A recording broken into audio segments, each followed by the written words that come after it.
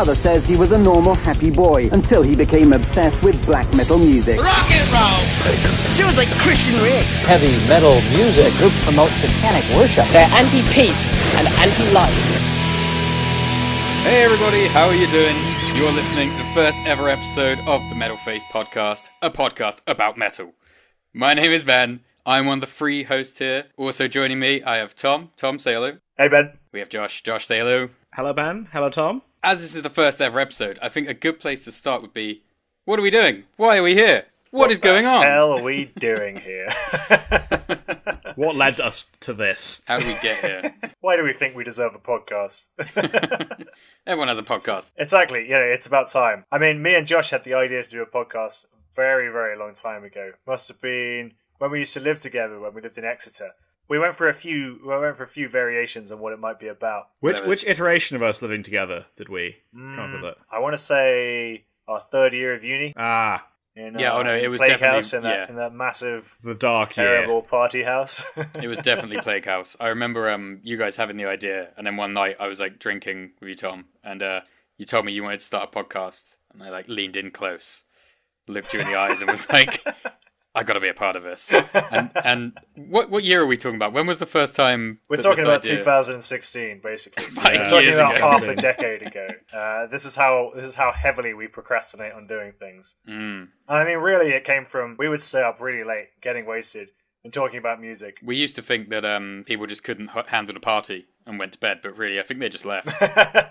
Well, I would always terrorize everyone with all the grindcore and power violence that I was listening to back when I was about 22 or so. Wait, you've changed so much. 21. I was 22, so you must be 23. I don't think it's really important. But realistically, I think me and Ben, we actually bonded over 80s new wave. Yeah. And synth more than anything. Yeah. Yeah. Well, and then me and Josh, despite knowing each other many years and meeting through the Rock and Metal Society, have still struggled to find really any bands in common that we actually like. But I think that's to our strength because we all bring something new to the table here. I'm definitely into the more extreme side of things. I guess I'm into the kind of more poppy, metalcore, trash side of things. Christ. I can tell I'm going to be a fan favourite for that. And Ben's Ben you listen to Tool, right? And yeah. and Tool cover bands. I mean, I like a lot of sludgy stoner progressive metal. So, I don't really like to put a label on it, which is exactly how you know that I like a lot of prog metal. So, there you go. And I mean, that's the thing is we wanted to do a podcast really that was about everything from the old forgotten albums to our personal favourites and even talking about, the new stuff that's just coming out. A podcast where you can talk about everything from how good the Ace of Spades actually is as an album still all these years on. And then also talk about a band like Ulcerate, who seems to be getting a lot of attention at the moment. Yeah, and I think I'm right in saying that we want to talk about the music, right? Like we're fans of a genre, we listen to a lot of his stuff, and we've always been sharing stuff with each other, so we want to share it with other people as well. Yeah, absolutely. And, the hope is that people can listen to this and think, hey, that sounds cool. I'll go and check that out. Probably won't show my mum, but I'll listen to it. I guess it's kind of an extended version of your mate recommending you a new song down the pub. Exactly, yeah. Exactly. And that's sort of how I think we're going to be structuring it going forward, is as if it's sort of like a heavy metal book club, almost. That could almost be the tagline for the podcast, but, I mean, that would make us sound lame. And really, we're super cool. I think heavy metal book club could sound pretty flipping sick. Whoa, Josh, watch your language there. Yeah, we're going to be bleeping that out. So every week we'll talk about 3 albums, right? We'll pick one each. Each of us have a listen, tell everyone what we think. And sometimes it'll be something that we all know and we all like. I think this week we've definitely got a couple that are on regular rotation for all of us. And sometimes it'll be stuff that we know very well the other people won't like. And, I, for example, I'm not a fan of metalcore as far as I know. But I would be happy to have my mind changed because, quite frankly, that's just more gigs to go to. And that is my mission for this podcast. This is actually the Metalcore Face podcast. It's catchy. It's just an indoctrination session. I'm actually being paid by Sharp Turn Records to convert all of you. I think we've all got the same intention then, because I'm just doing this to make you both listen to a Tool album from start to finish. Exactly. I would send you guys stuff and just be like, hey, did you listen to that album? No, you didn't listen to that album. You know and now we have to. Now you fucking have to. That's all it really is. We're coming at this at an interesting time for metal, I think, because I definitely think that pre-pandemic, it was an excellent time for metal. There was an absolute ton of stuff going on. During the pandemic, obviously, it's been a tricky time for every industry, not to mention the live events and that sort of thing. But I hope that we're well positioned to cover some of the emergence from this pandemic and hopefully what is going to be a very good festival season in 2020. Absolutely, yeah. Is that what year it is? It's going to be a bit of a phoenix from the ashes, I think. I think all the people who've had all the gigs that they wanted to go to, kind of, they missed out and it's all pent up, and it's going to be an explosion of new activity. I'm going to go to as much as I possibly can. I mean, I know that me and you, Ben, we've already got Behemoth tickets for October. Josh, have you got tickets for that as well? No, but I probably should. They're playing in the O2 Academy Brixton. Ah. I don't remember what the date is exactly. With Arch Enemy, am I right? Yep. Oh, yes, I recall this now. Yeah, so maybe Arch Enemy is a band that we should cover at some point, because I got to be honest, I've never listened to them. Yeah, so I mean, so that's a good point, right? We've got this like regular format where we're going to bring 3 albums, things we want to talk about, but we're excited to talk about gigs, we're excited to talk about festivals, just like the whole scene, really, isn't it? It's things around that. We've got a lot of big ideas, a lot of lofty ideas, I would say. It's going to be kind of a journey through music, through the scene, through live shows. Self-discovery. Yeah, it's going to be a transcendent experience for everyone. And we can get maybe a Netflix deal out of it, like that meditation podcast that got an animated I love that. Let's talk about that. No. You can't meditate and listen to metal. Metal only. I did see an advert in Salem, Massachusetts once for a heavy metal yoga class. So that's amazing. Isn't Nurgle from Behemoth? He's big into his yoga, isn't he? His entire feed on Instagram is just him in various yoga poses, increasingly skimpy yoga outfits. Can you send me a link for that? I'm intrigued now. Interesting content. So, guys, what do you think? Should we make a start? Should we talk about our first ever album? Yeah, I suppose. So this week, I have made you both listen to Painkiller by Judas Priest.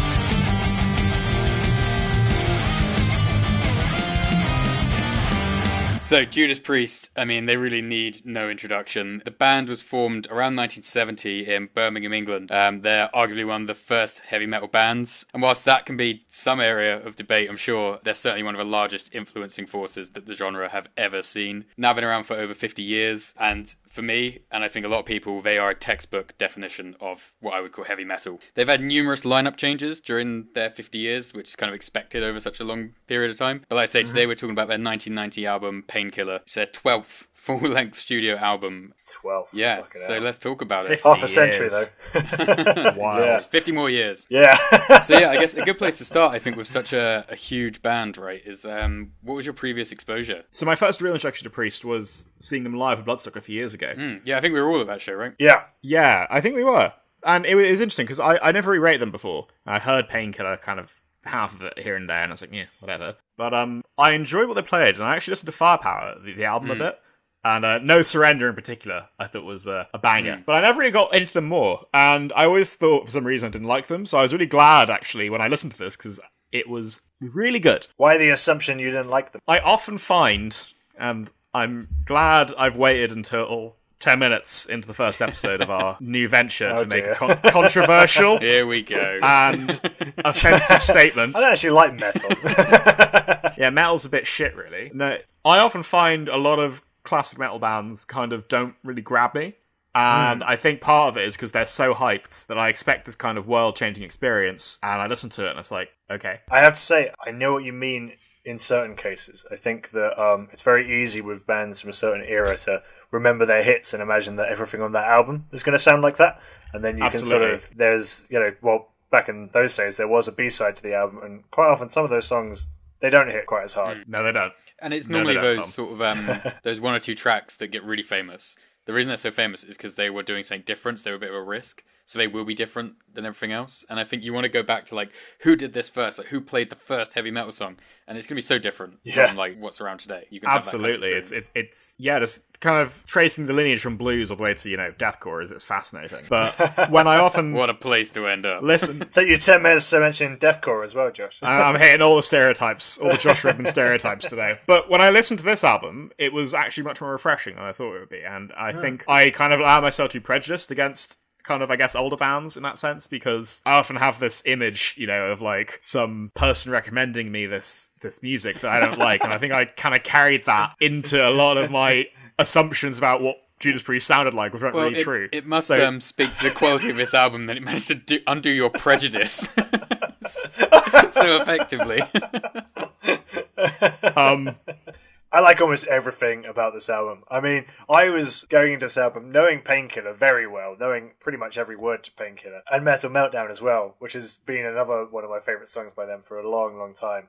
And, I mean, I'd forgotten actually this album has made, like, really fucking good songs, like Between the Hammer and the Anvil on it, and Touch of Evil. Yeah. And so I knew that there was good stuff in this album. And turning to it, I was, I have to say, I think I like pretty much every single song on this album. Yeah. It hits all the way through. There's this great sort of really soulful, like, synthy stuff. 80s sort of infused synthy kind of sounds, but it also, obviously, we all know it totally delivers on the sort of absolute machine gun level heavy metal. Oh yeah, I found myself listening to Judas Priest like regularly all the time now. Whether I'm sort of going through like a bit more of like a heavier sort of phase, they've got music for that, but they've also got their like such a long catalogue of albums that you can find their really bluesy rock and roll stuff early on. Like I've been listening to Stained Class, which is their 1978 album. Totally different, but like I love it, and I think it's really interesting to see. Judas Priest been around for so long that you can kind of see the trends of metal throughout their like catalogue. But one thing I respect about them is that I don't think they've done anything disingenuous. It's always been Priest first, and then they've kind of taken in where the scene's going without, doing a rap metal album out of nowhere. And I think when they've, when they've had albums that haven't quite hit the mark, they've been able to sort of pick it up again afterwards. So the album before this had electric drums in it, and I think, I think they realised that wasn't quite working. And they decided to put what sounds like about 10 drummers in this album. Yeah, that's Scott Travis, right? And he, honestly, I don't normally pay attention to drums in metal personally. Like, oh, really? Well, I do and I don't. I feel like when they're good, I'll love the album, and then it's kind of go like, it has to pass a bar. Yeah, definitely, yeah. And but when I was listening to this album, I mean, it's probably because Painkiller starts with one of the most insane like drum solos, one of the most iconic ones as well. It's you hear it and you know instantly what it is. Yeah. And I think he sets Scott Travis, the drummer, sets a fantastic like foundation for the music, where his drumming is like so crisp and clear and so effective. Oh, the production on this is absolutely brilliant. Oh yeah. It sounds like it could have come out last week. It sounds super, super good. It's really tightly produced. The drums and the guitars sound really crisp, and it all fits in the mix really well. It's very timeless in how it sounds. And like you say, it's got that classic Priest sound where they don't lose their kind of sense of identity. Yeah, and it is. I know what you mean about timeless, because they have some songs that like everyone knows, like no matter what, like Breaking the Law, Living After Midnight. Yeah. As much as they are a classic metal band, and they have some of that sort of really old school stuff that now sounds not exactly dated, but definitely it comes from a different era, they've still got songs all the way through their catalogue that you still hear at clubs, metal clubs like today. Definitely. And I think, there's a lot to be said about Painkiller, but it is a fantastic song to hear in a club, whether that be at sort of, the after party at Bloodstock, or whether it's just a regular metal club night. So we've touched on it a couple of times. Should we just talk about the song Painkiller? Because Absolutely. In my opinion, I think it's the greatest heavy metal song ever written. Honestly, yeah. I just think if you wanted to distill heavy metal down to like its purest form and just show what heavy metal is, I think Painkiller is it. I really do. There's always been something about Priest where it's like, it's kind of like pure metal. You know That's exactly what I mean. It's like, it's not really infused by other genres that much. You can, a song like Painkiller, that's heavy metal. You can't introduce someone to the genre without showing them that song. Yeah, it's unadulterated. There's no, as much as I like things like, Nightwish, where there's this symphonic kind of element, it's really kind of gained something from its purity in this case. It's just pure, fast, hard-hitting, amazing sounding heavy metal. And it's 6 minutes long as well. Like, how many hit songs are over 5 minutes, really? Over 4 minutes even, And it doesn't overstay its welcome, like, at all. It flies by, absolutely, yeah. I mean, it's what you're saying about like pure metal, it's just packed with like metal imagery. I mean, this is from the second or third verse. The lyrics: faster than a laser bullet, louder than an atom bomb, chromium-plated boiling metal brighter than 1,000 suns. Is there anything more metal? Honestly? Amazing. And then you've got like Rob Halford in like a It's studded leather every jacket. Fucking, yeah, every fucking noun in that verse is just like, what's the most metal word we can put here? It's almost like some kind of robot that's just learned metal words, but it somehow makes sense and it's cool. So it's like metal lyrics written by an AI. Yeah, except like What would happen if you just fed all of this? Yeah, just feed all metal lyrics into an AI and see what it comes out with. That may be a project we can do in a later episode. Just comes out a ghost. So going into the album, I was a little bit worried that I would get like bored like halfway through because I thought it starts off with Painkiller and then Hell Patrol, All Guns Blazing, Leather Rebel, and Metal Meltdown, which are all like great songs. And I thought there's no way they can like maintain this energy into the second half of the album. I was like, because I knew all those songs beforehand, like I'm familiar with them. But then when it started getting towards things like Nightcrawler, that was a song that I wouldn't have been able to tell you what it sounded like before I like listened to the album this week. It's like, I forget about Nightcrawler, and I don't know why, because, like, fuck me, that's a good song. It's a great, like, you know, I imagine it's a great driving song. I don't have a car, but, you know, I've been in cars. and then, If you did, you'd be blasting Nightcrawler the entire and it doesn't time. stop at Exactly. It doesn't stop at Nightcrawler, does it? Because then you have Between the Hammer and the Anvil, another amazing song. Oh, A Touch of amazing. Evil, another Yeah, amazing yeah. song. Yes. You know, like, Yep. it's just, it's great from start to finish, and I didn't get bored once. Yeah, and I like the battle hymn interlude of, like, was it about 50 seconds, just like building up to that kind of last little bit of the album. Yeah, mate. It's amazing how like diverse and like heterogeneous it sounds, because Touch of Evil and Painkiller sound like they're completely different, but they fit together somehow. I think that really helps the staying power of the album, because if it was just Painkiller level intensity all the way through, you might find it a bit much, but you might get a bit sick of the kind of intensity like all the way through, because you've got these peaks and troughs and like start like speeding up and slowing down. It's going to have this kind of more, you know, it's a complex meal. You can have it again and again. It's still good. It just fucking delivers, doesn't it? So For sure. So this year, Judas Priest are on. It seems like they're doing the festival circuit again. They're playing Bloodstock. Hopefully, we'll get to see them. Which again I have there, tickets for. as do I. Yeah. They're playing Mystic Festival as well, which I also. So we might get to see them twice this year. Which the last time, like we said at the very beginning, seeing them at Bloodstock that time in 2018, I was aware of them, but not such a huge fan. Now I cannot wait to see them again, and I feel really lucky to be able to see such a long-standing band still, you know, doing the festival circuit, still touring. I can't wait. It's brilliant that they're still going, and it's worth saying as well that Rob Halford's vocal ability is still absolutely top notch. Oh yeah. Like they still got it, you know, like they're still getting up there and performing with energy. It's just really impressive. So yeah, Painkiller, Judas Priest. Any final thoughts on this? It's a great I album. think, That's all we need to say. yeah, it's great. enough. I mean, it's just good from start to end. Oh yeah. Starting strong. Right, so up next, we're going to break it down Nice. with Parkway Drive's album Horizons. Jesus Christ. For those of you who haven't heard of them, Parkway Drive are a pretty big deal. They're one of the biggest metalcore bands in the scene, probably one of the biggest metal bands right now. And they've got loads of gold albums, lots of chart number ones in Australia. They've been around since 2003. They've had a pretty consistent lineup since 2006. So they've got like quite a lot of history going on. And Horizons is their second studio album after Killing with a Smile. And in my opinion, it's interesting because Parkway Drive's most recent sound is a lot more, I don't know, it sounds, some of it sounds kind of stadium rock. You can hear the AC/DC in there, but you can also hear the kind of metalcore roots.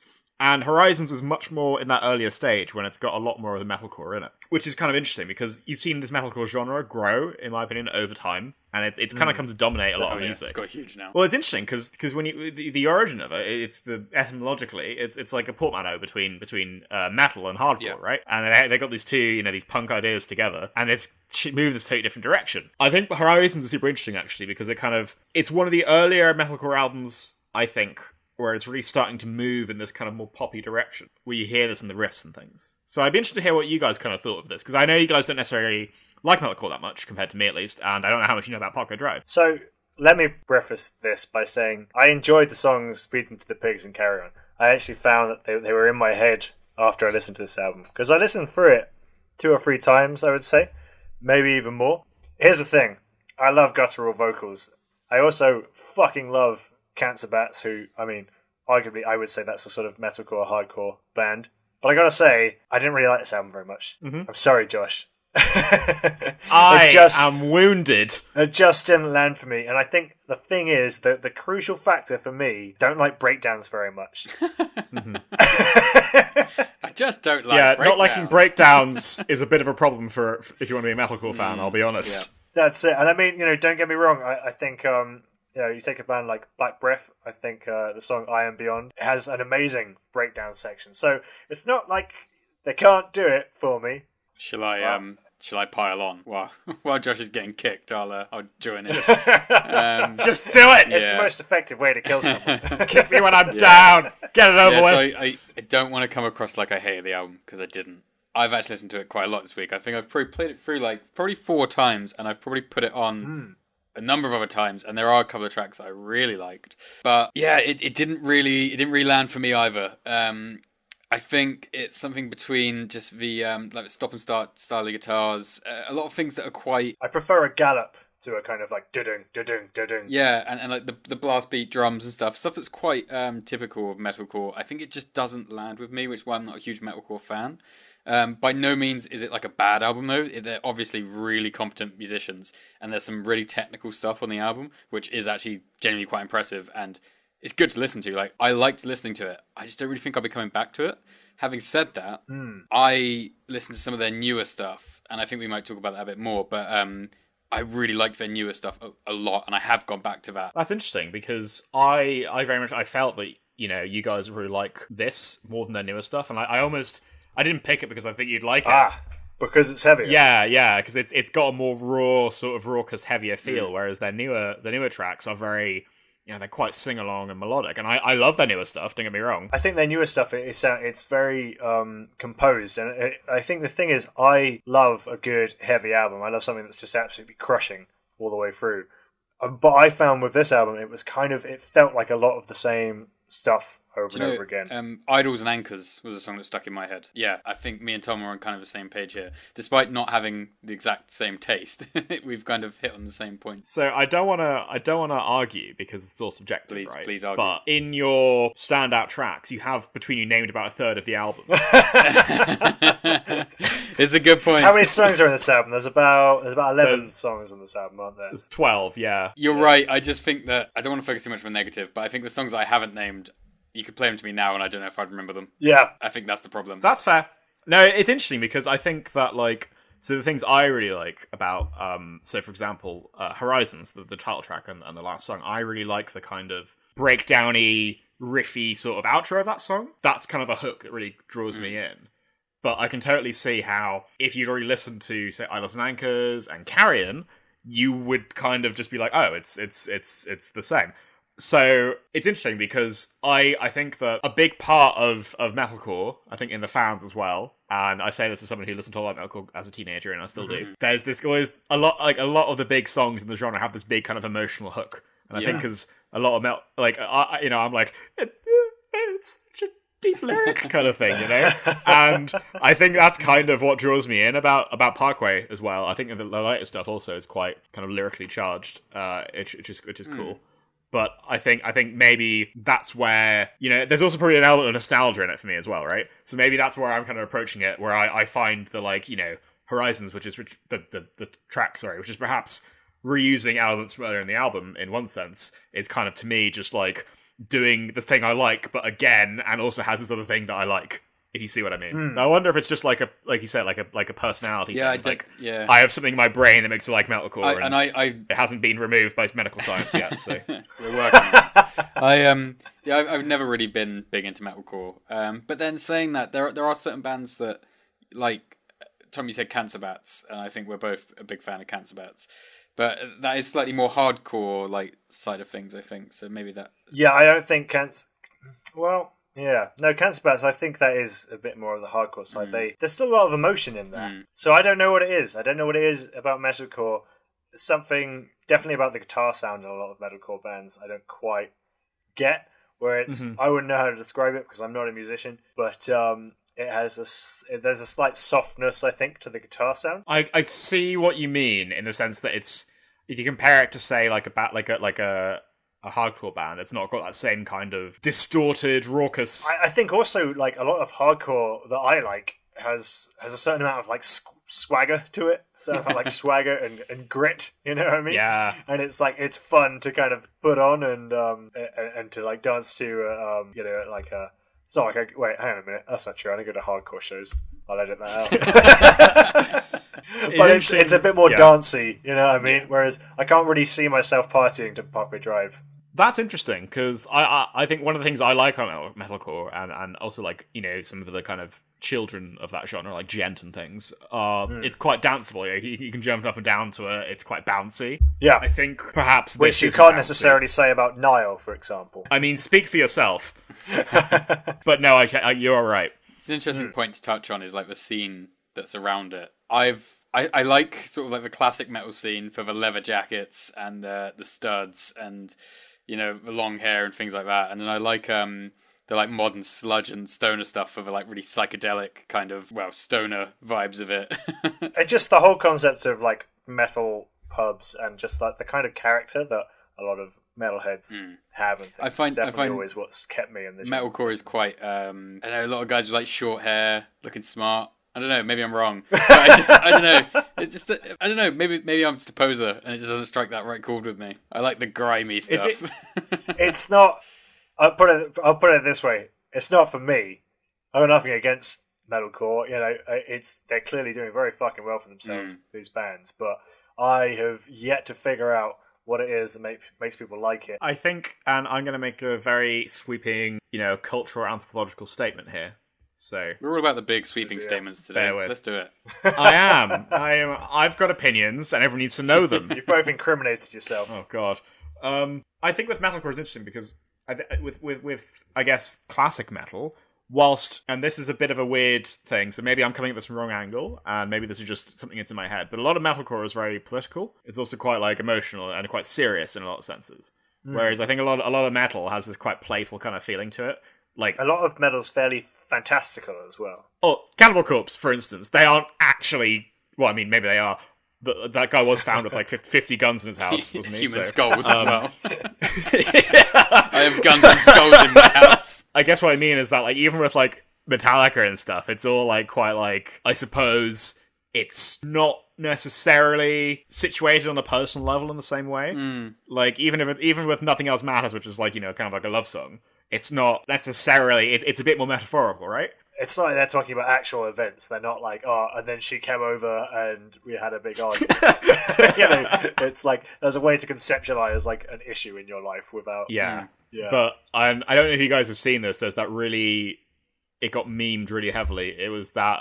It was called like if you're a hardcore band, make sure you pay your sound engineer or something, because it was this like small kind of coming up like metalcore hardcore band.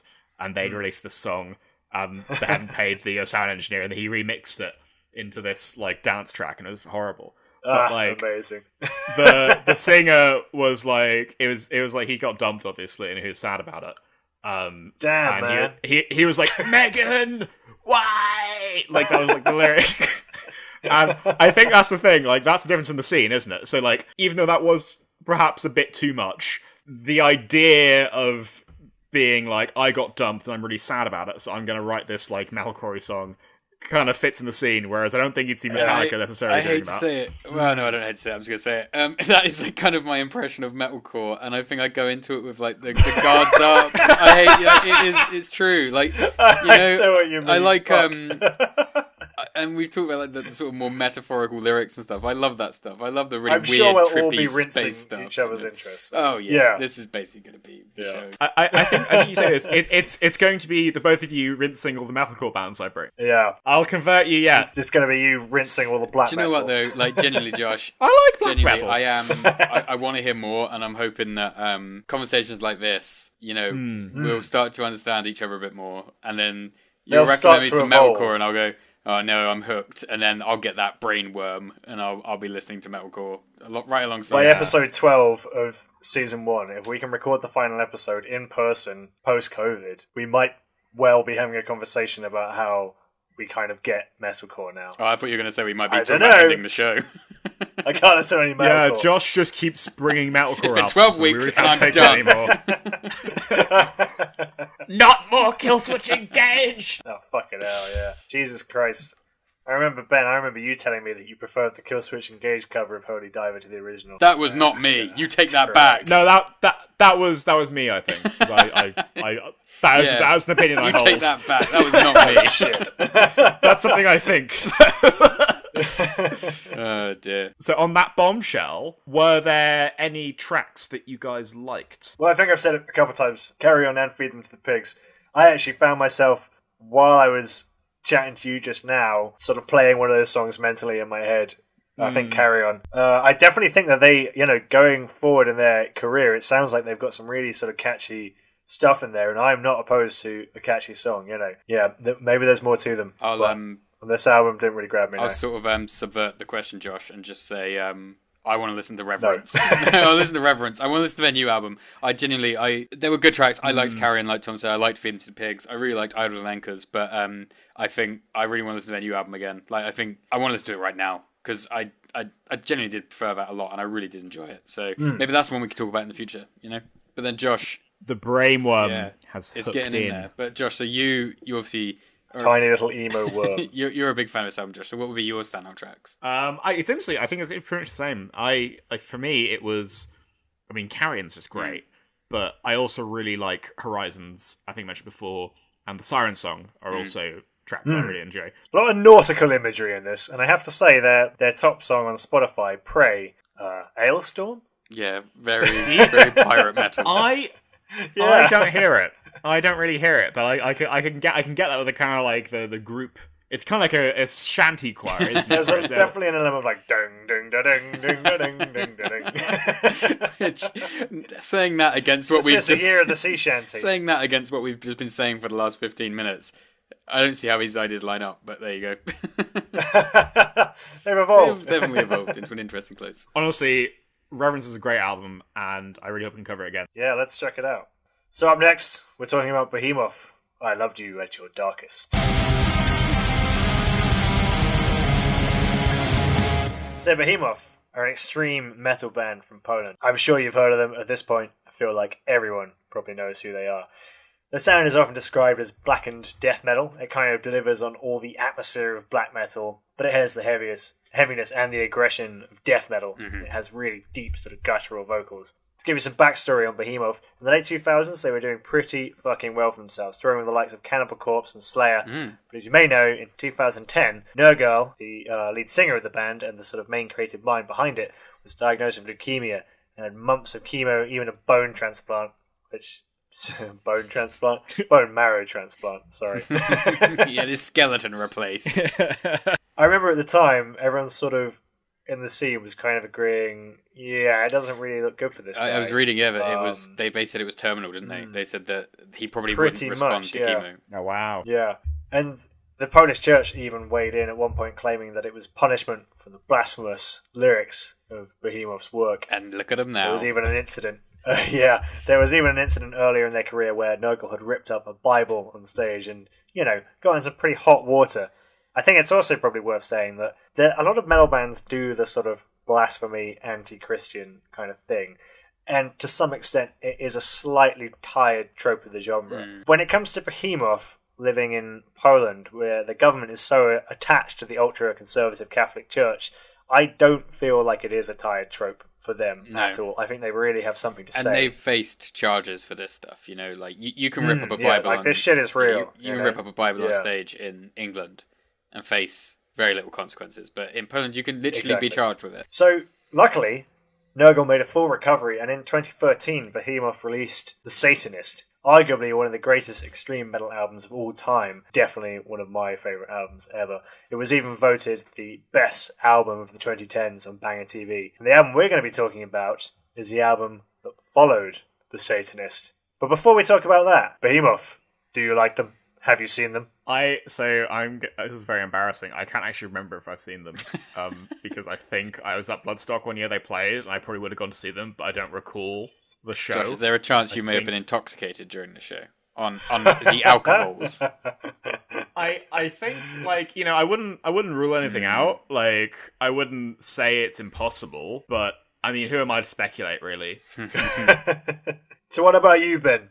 Are you a big time Behemoth listener? So Me and Behemoth. Behemoth and me. Yeah, we started off shaky. I'll be honest. Back in secondary school, I remember some of my friends going to Behemoth, and this was the time when I was a hardcore ride or die Iron Maiden fan, and nothing else would do.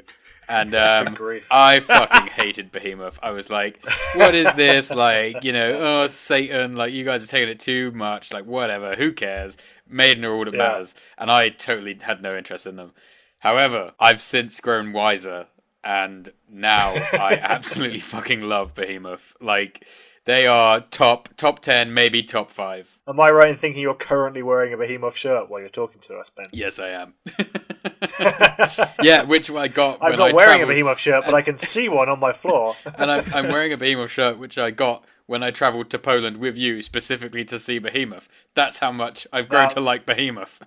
That was a fucking great trip. I mean, what a realization that was. This was back pre-pandemic. We basically realized that Behemoth were playing in Poland, and we could fly out there for about, what was it, about £60, get a hostel for an additional sort of, probably another £60 or so. And I think the whole... hostel, Tom. Wait, can we just... it was nice, but it was not what I expected. It was honestly very homely. Like, we had to take our shoes off when we went in. It's not what I had. Well, the worst thing was that on the last day, or the last night, we got back and took our shoes off and kind of looked at each other and were like, we've taken our shoes off every night we've stayed in this hostel. And I don't remember a single night. Having done it once. To be fair, every night before that, we were probably getting in and like launching them across the room, and then that poor woman had to come in and tidy up our shit every morning. That's probably exactly how it went. I mean, things didn't start well with that hostel when we went and found a sign, and there was an arrow. It went in a circle. 2 arrows pointing in different directions that were like circling round on each other. And we were like, well, what the fuck is that? I think we're getting... So I didn't go on the trip, unfortunately, but I do feel like I was there in spirit. But I did, however, receive a number of messages at about 2 a.m. from a random person Tom had met in a bar and had struck up a friendship with and had introduced to the... And I gave them your number, didn't I? Yeah. Yes, you did! Oh, yeah. Okay, I feel like we're maybe drifting away from Behemoth at this point. So perhaps I just wanted to include that anecdote. I'm sorry. Let's return. Yeah. So well, we should talk about them as a live show. I mean, Behemoth they put on a fucking excellent live show. Amazing. It's always been strong in their career, but I think definitely since the Satanists and since they just basically started to get a lot more attention and started to headline everywhere. I mean, their stage show is fucking excellent. Like they've we're talking all the usual tropes: fire, skulls. Weird sound effects. Exactly, yeah. Horns. Yeah. Confetti. Black confetti. Yeah. It's got to be black. Yeah. Does that mix well with the fire? I did wonder. Burning confetti. That would be fucking cool, though. Just like on fire confetti falling from the sky onto you. We'll leave that to Rammstein. Yeah. Leave the third degree burns to Rammstein. Exactly. Yeah, their live show is really... I've seen them live 3 times, I think. And every time, like, oh my god, it's just amazing. Like, they have a great sound live as well. Great show, great sound. Highly recommend them. And I think Nurgle as a frontman just has such a presence. Absolutely. You know what I mean? Having overcome what he's overcome, it's definitely like he's definitely like a character in the scene, isn't he? Like I know Black Metal's definitely got a lot of characters, but even by their standards, Nurgle's like a big personality. He's the most he's the Black Metal artist with the biggest Instagram presence. He's quite wholesome though, right? Like he likes his like shakes. He likes his yoga. He likes his health shakes. Yeah. Well, shall we move on and talk about this album? I would say... Yeah, I mean, there's obviously a lot to say about the band themselves, but yeah, let's talk about this album that we're actually meant to be talking about. Yeah. And I think the big question is, how the fuck do you follow the Satanist? I think it's worth saying that, like, for me, this is a sick album in its own right, I mean, it delivers on all the things that you kind of want from Behemoth. It's got the blisteringly heavy songs. It's got all the sort of atmosphere, the kind of weird, ancient, like, lyrics and things. But I think unlike the Satanist, it builds on what they did in that previous record, and it's got all these sorts of, like, there's a lot more space in the sound. There's a lot of moments with, like, kind of like choirs of children. Yeah. Some, like, genuine sort of clean vocals from the band. I think it's quite accessible. Yeah, I think you're right. Yeah, given how extreme it is very accessible, I think. It really reminded me quite a lot of, what's it called? Black and roll, where it's, rock and roll with black metal instruments and vocals. Like, there's the really bluesy riff in God Equals Dog. And I know that Nurgle has a blues side project called Me and That Man, which is worth checking out. I think fans of like old school Behemoth will probably miss the kind of the weirdness and the pure just rolling grind of songs like Shemham Farash or Conquer All. But if they just kept doing that, I think that would be standing still, and I think it's great to have seen a black death metal band, an extreme metal band, who had this kind of insane sound, start to move forward with it without kind of relenting on any of those moments of heaviness. You still get all that shit. There's a lot of fucking amazing mosh songs on this album. Yeah, and I think some of the things that they've done here are quite symptomatic of changes that are happening across the scene. Like a bit of a slowing down, really high level production, symphonic elements, choirs, like stuff like that's becoming really popular at the moment. And I think Behemoth have incorporated that without like compromising their image and their sound. Yeah, and I think it's probably worth saying, like, you know, I mean, I fucking love an extreme metal album that doesn't stop start to finish and is super fast. But I think at this point, we're definitely seeing a point in time where a lot of that stuff is like, kind of where do you go from there? Once you establish your kind of raw, unrelenting sound, it's like, how do you move forward? And I love that sound exists, and that sound is never going away. That sound is going to be a cornerstone of metal forever. But I'm really enjoying seeing these sort of new places that extreme metal bands are willing to go to. Because in a way, you could make the music more extreme by putting a bit of space in there and putting a bit of like these sort of slightly progressive elements in there. You can make it weirder. That's interesting, because I know what you mean. It's definitely something you see happening across the scene, like Ben says. But it reminds me of I saw a headline, I think it was Metal Hammer or Loudwire or something, where it was all the heaviest bands, all the best heavy bands aren't metal. And I think it's kind of interesting because it's on the other side as well, where it's like a lot of all the best metal bands are becoming, in some ways, I don't want to say less metal because they're still metal, but they're starting to take in these other cool elements. And they're creating this new kind of path. This has been a cycle that we've seen since like the 80s, right? Where even since before then, people get heavier and heavier and heavier, and then there's that drawback into like doom. There's a kind of a topping out moment. Yeah, and then people go like, do you know what would be even more extreme than playing extremely fast? Playing extremely slow, and then that's what comes in. Yeah, then you get Son-O. Yeah, and and on the other side of things, you get a band like Anal Nathrak, right? And it's like, well, I mean, can you even really be heavier than some of Anal Nathrak's stuff? This is the thing. There's kind of a maximum, isn't there? I mean, you can be, but like, this is a slight sort of sideline here. But Anal Nathrak sort of said, you know, well, the most heavy thing that we could do would be to play noise and make it as extreme as possible. But like, it's not as satisfying, you know. We've obviously got a lot to say around this genre and this at the edge of the scene, right? But to swing it back around the album again, because we just keep. In terms of you've made the comparison to the Satanist earlier, and I think in a way, like, I mean, it's obvious, like the Satanist is kind of like their opus, you know, it's their like, it's an incredible piece of art. But I actually kind of placed this album on par with it for me personally. Really? Yeah, I find that the Satanist is a really fantastic piece of art in itself. But I think, I mean, it's like a pure vision, isn't it? It's like 9 songs straight after Leukemia. And it's even like to title it The Satanist, you know, like they knew. What a great title, man. But then I think I Loved You at Your Darkest. There's some tracks on there which are probably some of my favourite Behemoth track. I agree. I think that this has got some of my favourite songs by Behemoth on it. Such as? I would say... Name one. Come on.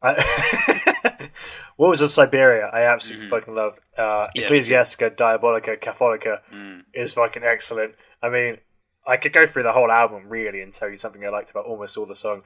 A song like Bartzabel, for me, that's kind of a song where go in and grab yourself a drink, because it's a slow one, but also, like, I don't mean that in a negative way. I mean, when we saw them live in Poland, when that song played, I went out in the crowd and got myself a beer and came back and just fucking watched the song play. I think, you know, you can't name a song in this album that doesn't deliver, and I think even, you know, the last and shortest song on the album, Coagula, the way it kind of builds up in that almost like, it sounds like Mars by Gustav Holt, the classical composer.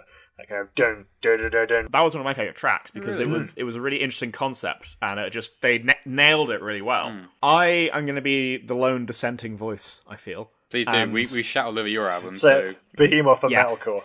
Behemoth are fucking shit. The only thing worse to Behemoth are their fans. No. Okay, Josh, you need to stop doing that stuff. Please, can we clip that? Can we use that as a transition, please? Okay. No. Just for the record, I don't hate you guys because you like Behemoth. I don't know. For me, the thing I like about Behemoth is I think you say like that classic, really aggressive, enraged feel. A lot of it. Yeah. I like they still got the really dark atmosphere, but it feels more ambient to me than their earlier stuff. Yes, God, I know what you mean, actually. I like if you that, listen though. to, I like like, that. the start of Evangelion, like, that kind of blistering, like, roaring sound, you know what you're fucking in for there. I mean, I think there's quite often a thing that metal fans in particular do where if a band releases a slightly more ambient album, they act as though that writes off their previous work. It doesn't. Like, you can still go back and listen to that in like 11 fucking albums or however many it is of their like. Spotify has unrelenting- deleted the back catalogue. Yeah, in light of the new Behemoth album, all their previous work has been deleted permanently. I find that a lot of bands that I've got into have this like heavier back catalogue, and then they've become more ambient and they've become more like atmospheric and things like that. And I really like that stuff. So even like just name a few, like Mastodon, Gojira, Behemoth, like big bands right now. People their back catalogue is heavier, and then people act like, oh, I don't like them anymore because they've gone soft or whatever. And it's like, well, no, they've just changed, and they're developing with the time. Yeah, you know, like. And, Yeah. and their old stuff doesn't disappear when you can still listen to it. Like, they might not play as much of it live, Yeah. but like, I often find that the albums I tend to like the most is like you get an insanely heavy band that releases like a really ambient album, but the one in between those two movements of their career, Yeah. the one in between is perfect. The golden mean, yeah. It's still just as like the Satanists. It's like blisteringly fucking heavy, but you can see that they're kind of loosening up their sound a little bit. So to wrap this up, Josh, favorite songs? Favorite songs. I really like Coagula, and I'm going to be basic and say I also really like God Equals Dog and Bartzabel. I think they were all really cool. I like the bluesy stuff. I liked the energy at the end. They were great. Yeah, man, absolutely. Yeah, I mean, Wolves of Siberia is probably one of my favourite Behemoth songs, but my absolute favourite is Bartzabel. I love the whole like philemic like magical influence in the song, like the by Samael, by Seraphim, by Hor and Kem. Like I love it, and I every time they play that song so live, like when we were in Poland, me and this like Polish guy were just like screaming at each other, and I was just like, Yeah. this is just fucking. It's genuinely is. it's almost Excellent. like spiritual in just how It is. much it hits me like in my heart, and I'm just like Ares and Mars and Mighty Four. I agree. I think that there's something slightly weird has happened where a band like Behemoth existed in my lifetime, because that is, it's exactly what I want to fucking hear when I wake up in the morning. Yeah. I think we can all agree. Good album. I Loved You at Darkest. Great album. Smashing. And at some point we will talk about the Satanist if we can manage We it. certainly will. Yeah, it's coming. It's We'll coming. need a whole episode just to We gush. might. We genuinely might.